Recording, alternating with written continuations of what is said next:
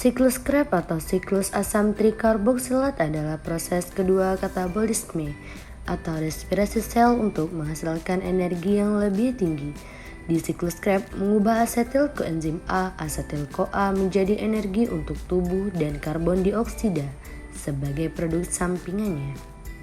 Siklus Krebs merupakan tahap kedua dari tahapan respirasi sel yang diawali dengan proses glikolisis.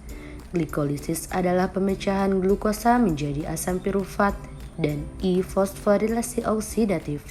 Kemudian akan menghasilkan 2 ATP dan 2 NADH yang disebut juga dengan istilah adenotrifosfat. Setelah itu asam pirufat diproses untuk memasuki tahap siklus Krebs. Sebelum masuk ke tahap siklus Krebs, asam pirufat terlebih dahulu masuk ke tahap dekarboksilasi oksidatif yang berada di dalam mitokondria dan sel tubuh.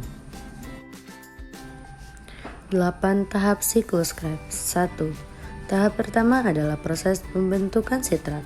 Dalam proses ini terjadi penggabungan molekul asetil-CoA dengan oksaloasetat yang membentuk asam sitrat, dibantu oleh enzim asam sitrat sintase. 2. Sitrat yang dihasilkan dari proses sebelumnya kemudian diubah menjadi isositrat dengan bantuan enzim akotinase yang mengandung ferum 2+. 3. Terjadi proses dekarboksilasi atau perombakan pertama kali. Isositrat yang terbentuk dari tahapan sebelumnya dioksidasi menjadi oksalosuksinat yang terikat oleh enzim isositrat dehidrogenase. Pada tahap ini juga isositrat diubah menjadi alfa-ketoglutarat oleh enzim yang sama dan dibantu NADH. 4. Terjadi proses pengubahan alfa-ketoglutarat menjadi suksinil-CoA oleh enzim alfa-ketoglutarat kompleks dan proses oksidasi. 5. Suksinil-CoA kemudian diubah menjadi suksinat. Tidak hanya dibantu dengan enzim, tahap pengubahan ini dibantu juga oleh Mg2+ dan GDP yang dengan fosfat membentuk GTP. GTP inilah yang diubah menjadi ATP, sehingga menjadi energi yang dibutuhkan jaringan. 6. Pada tahapan ini, suksinat akan dioksidasi menjadi fumarat dengan bantuan enzim suksinat dehidrogenase.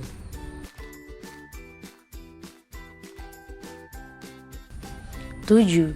Tahap ketujuh adalah proses hidrasi. Pada proses ini terjadi penambahan atom hidrogen pada ikatan karbon 2C sehingga menghasilkan produk berupa malat. 8. Malat kemudian dioksidasi untuk menghasilkan oksaloasetat yang dibantu dengan enzim malat dehidrogenase. Oksaloasetat kemudian akan menangkap asetil-CoA sehingga siklus Krebs dapat terus-menerus terjadi. Selain itu, pada tahap ini juga berupa NADH. Siklus Krebs. Siklus Krebs diawali dengan proses persiapan yang disebut dengan dekarboksilasi oksidatif. Dekarboksilasi oksidatif merupakan proses pengurangan gugus karbon asam pirufat dari 3 gugus 3C menjadi senyawa baru dengan 2 gugus 2C, yaitu asetil koenzim A.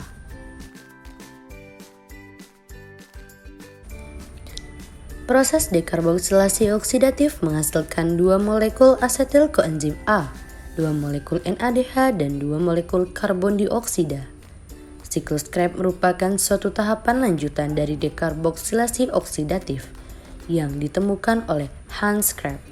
Siklus Krebs merupakan siklus karena adanya beberapa molekul organik yang kembali dihasilkan setiap satu reaksi berakhir. Reaksi siklus Krebs tersebut menghasilkan 4 molekul karbon dioksida, 2 molekul ATP, 6 molekul NADH, dan 2 molekul FADH2. Siklus Krebs berlangsung 2 kali karena ada 2 molekul asetil-CoA yang dihasilkan dalam pemecahan 1 molekul glukosa.